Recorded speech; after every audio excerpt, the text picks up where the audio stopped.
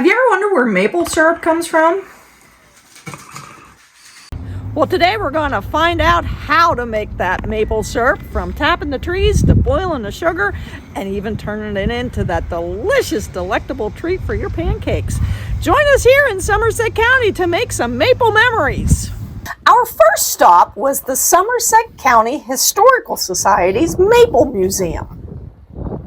This place is a time capsule of maple history. I got a sugar rush just walking into the place. Yeah. Did you know that maple syrup has been made in Pennsylvania since the 1700s?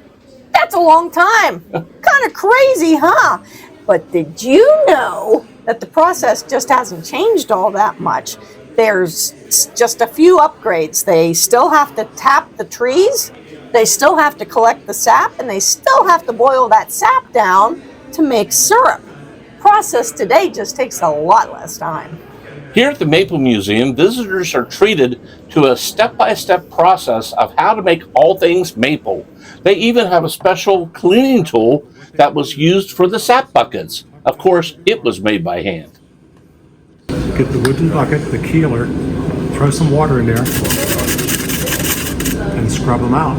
Because the cleaner you kept these, the lighter the color of your syrup and sugar. And when I said all things were made of maple, I was serious. They had maple cupcakes, maple candy, and even maple popcorn. Delicious. This is maple kettle popcorn. Oh my goodness. Oh, that's one. Go ahead.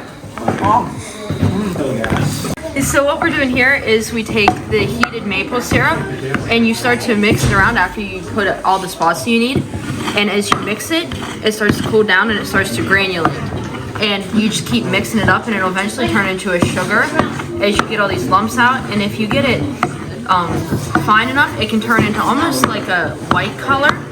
But back in like the 1800s, they used this more than they actually used white sugar, and they use this in all their baking like we use white sugar today. What did you get? A cupcake. A maple cupcake? Is it a maple cupcake, Ben?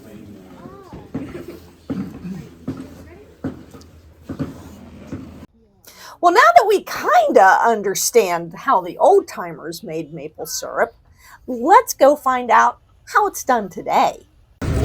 We are at our very first sugar shack. It's Holler Hills Sugar Maple Camp, and it smells like maple here. I know it's hard to smell on TV, but it smells like maple here, so we're gonna go in and check this place out. This is where the magic happens. The folks at Holler Hills collect sap from trees and then boil it down into golden deliciousness. Let's see how this all works. Well, you start by, you need a maple tree. You need to go out in the woods and find a maple tree. And then you drill a hole in that maple tree. And then whenever the temperatures get above freezing, like 40 degrees or so is pretty good temperature, the water will start coming out of the tree. And you can collect it in buckets, in sap bags, or you can have pipes. I don't know if you can wheel around there. You can look through the woods and see all the pipes in the woods. That's what we have here. Everything's on pipes. We have 2,200 taps here. That's just taps. The amount of trees is less than that, because some trees you can put 2, some trees you can put 4 taps on. Depends on the size of the tree. We usually go the width of your hand. If it's bigger than that, we'll tap it. If it's less than that, we'll let it go. And then to determine if we're going to put 2 taps on it, if we try to hug the tree, if we touch our fingers, we're just going to keep 1 in it. But if we can't touch our fingers, we'll put 2 in it. And then if it's a massive tree with a nice crown on top, then we'll put 3 or 4 in it.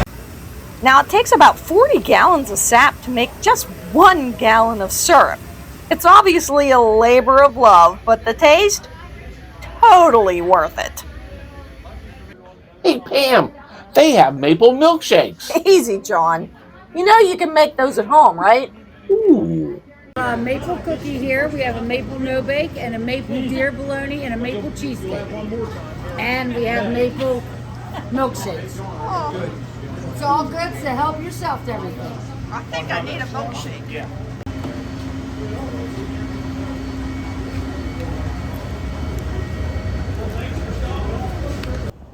Having fun? Please subscribe. Our next stop was Wannadale Farms. These maple makers use wood-fired reverse osmosis machines. The syrup. You try saying that. The syrup is still amazing. Just a slightly different process. So when we put our wood in our firebox, we don't have to make fire. We can make fire about every half hour, 45 minutes. So there's some camps every 10 minutes they have to stick fresh wood in. The pan in the back is what we call the boiling pan.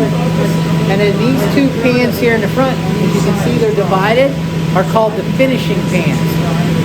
So we boil most of the water off in the back, and then we finish the sap into syrup, and we use this gauge here. It's just a thermometer, and it goes 7 degrees above boiling. So 218 to 219 degrees is when you get syrup. John, I think we've officially hit peak maple heaven. Agreed.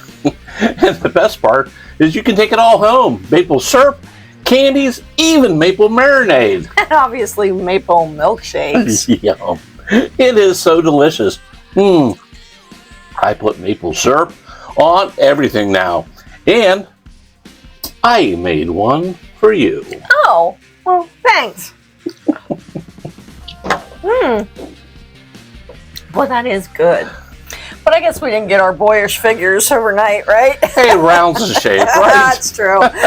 Fun chasers, I believe Somerset County really knows how to get their maple on. Absolutely. And even though the maple harvest only lasts a few months each year, the syrup is available all year long. We'll leave a link down in the description so you can get your own. Yeah, thank goodness, huh? Because at this rate, we're going to run out quickly. So be sure to comment below and let us know your favorite way to enjoy maple syrup.